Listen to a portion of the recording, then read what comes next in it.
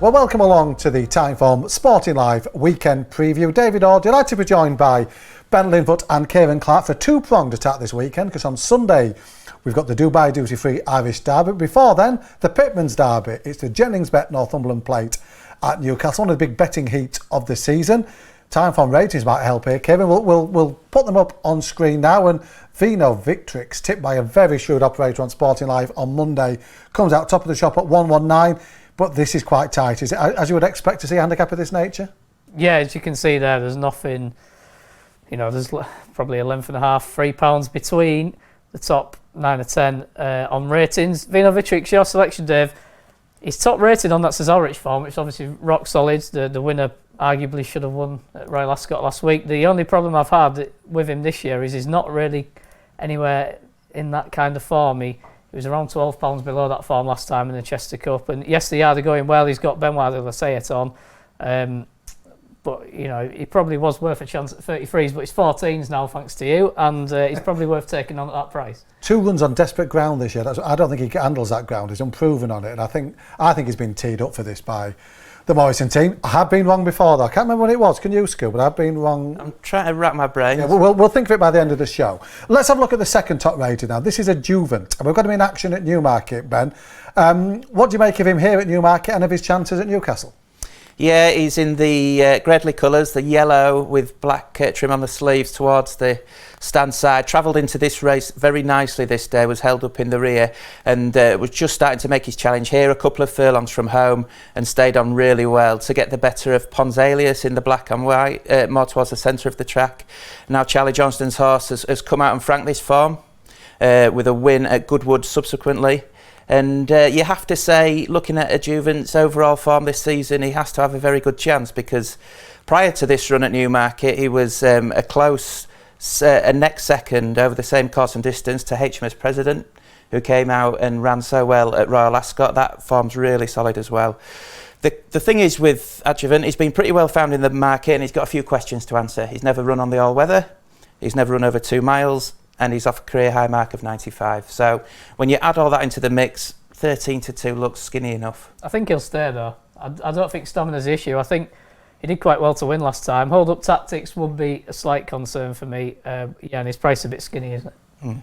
Kieran, there's a sort of dilemma they're facing punters. A few horses backing up from Royal Ascot quite quickly running in this. It's happened before and with mixed results. Calling the Wind is one example here. Are you for or against the Ascot Raiders? Yeah, I really fancied him last week, and I thought he'd come to win about a couple of furlongs out. I'd just be worried the fact this is 11 days on. I know the Grand Vizier backed up even quicker. He ended up running on the final day of Royal Ascot, but 2.5 miles round there, and then coming here to run what's going to be a well-run 2 miles.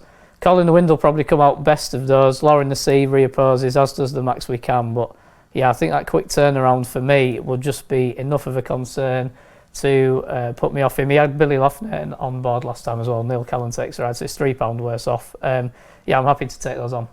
But we need to talk golden rules. The owner gave an interview on Sky Sports Racing, basically Willie Mullins' GSI mode, was it? Get stuck in.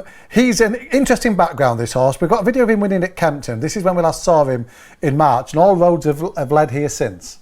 Yeah, well, you see him in the blue colours. Making all there under Oisin Murphy, and this was a tremendous performance because it was off the back of 638 days off. A really good training performance from Deborah Faulkner. Got the horse from the Gosdens for £6,000, won 7.5 here, so already paid his way in that respect. And you have to be impressed with the way that he did it. Now he's gone up £3. He did get a bit of an easy lead this day. He could bounce on his second start back after a long break, so plenty of questions to answer. But like you say, the owner Gareth Cheshire, quite a character, telling people to GSI, and they are, because he's 11-4 favourite now in a lot of places Friday lunchtime. So yeah, no juice in that price whatsoever. It'd be some story if you managed to do it and make all in this field. Kieran, he's replaced at the head of the market post-impressionist for the Haggis team. Haggis team slowly into stride this spring, but signs of late that they're beginning to click into gear. We've got post-impressionist winning at York last October in the autumn. Very impressive this day.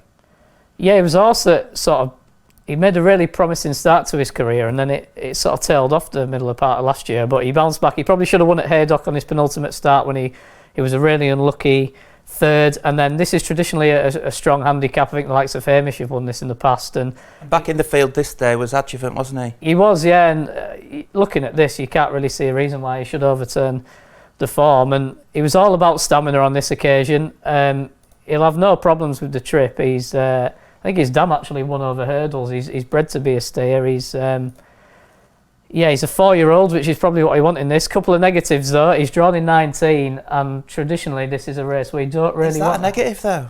Well, I had a quick look for the recent renewals, and I still Wide think, draws have done well, haven't they? well, they didn't last year. Stall 17's won twice and been second. I don't think a wide draw's a problem on the all-weather over 2 miles at Newcastle. I think that Marquand's going to drop him in though, isn't he? He came from the back last time, and I don't think you want to be too far back, even though this is a galloping track. I think you want to be sort of mid-division or handier. You could easily make a case for him. He's probably still handicapped off 95, but I'm happy to take him on. If the draws, I mean, mixed views on the draw there, so it'd be interesting to see how it plays out. Let's look at the pace map, because that's obviously key. Where's the pace going to come from in this? And, well, there's some out wide, Scoop, there's some down the middle, some low. Well, you see that dot in the middle on the right there, that's Golden Rules, and you would expect him to go forward given what he did at Kempton last time. Towards the top of the page you've got horses like Rajinsky and Berkshire Rocco and Law of the Sea, who you would think would be prominent breaking from their lower draws, and out wide the dot at the bottom is Matchless, who's a front runner. So yeah, pace everywhere. You'd think they're going to go a good enough gallop to make this a fair contest.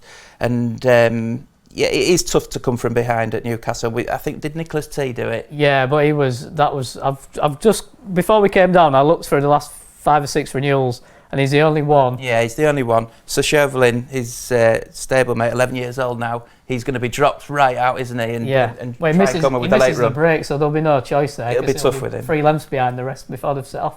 Selection time for the talker to start. I know I've taken Vino Victrix. I know you're both desperate to tip that one anyway. Scoop, what are you going to put up? I like an outside here. I think it's worth taking the market leaders on with an each way selection.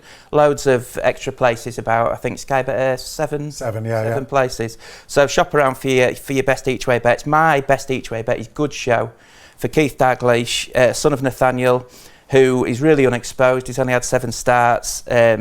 He loves Hamilton. He's got some really good form at Hamilton that's worked out well. He won over 1.5 miles there. He was close up over 1.5 miles. He's bred for 2. His dam stayed 2 miles, and his sire's got an excellent record with 2 milers on the Tapeta at Newcastle. So I think he's coming in from the right end of the handicap, unexposed, going to improve for the trip. And he's 25, maybe even 28 to 1. So I think he's a good each way bet. Each way play for Scoop. Kevin? Yeah, a couple for me.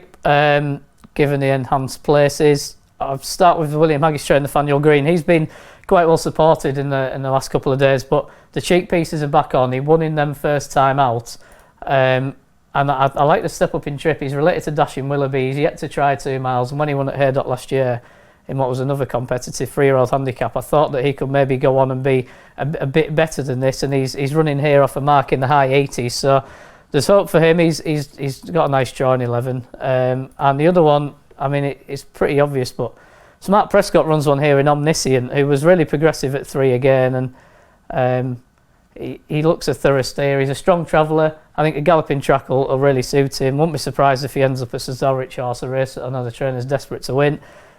So yeah, I think they're about 9-10 to 1. I'll just back them both and hope for the best. Well, it's just a very quick line we're going to have on the 3 pattern races at Newmarket, including the Fred Archer Stakes listed race. Now, this is interesting because New London's back in action for Godolphin. We've got the time form ratings for this, and as we'll see on screen, the top rated is Al Arzi, and I think is there a squiggle missing there, Kevin? Yeah, there is, yeah. It's got a squiggle. So one to treat with caution. He's a bit like our batters in the cricket. He's not much of a battler.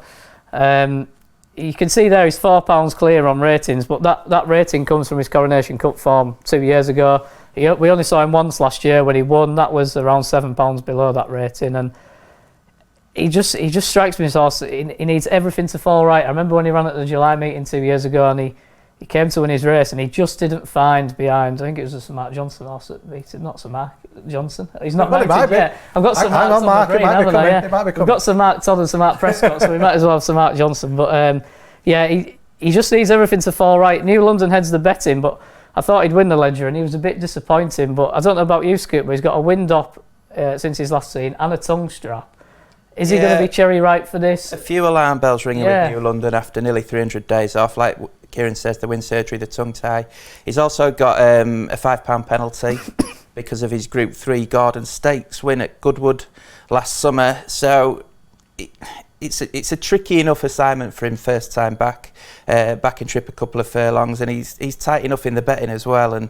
And there could be a bit of an upset here, and I think we're both on the same page, aren't we, with Kamari, the stablemate of New London, who's got some good form. He gets weight from both LRC and New London, and he's a front runner who could have this race run to suit out on the front end under James Doyle. So if there's an upset to be had here with the two at the top of the market, I'd take Kamari against them. Kamari from the front then in the Fred Archer. Thanks for listening to the thoughts of Ben and Kieran, and best of luck with your own bet at Newcastle and Newmarket on Saturday.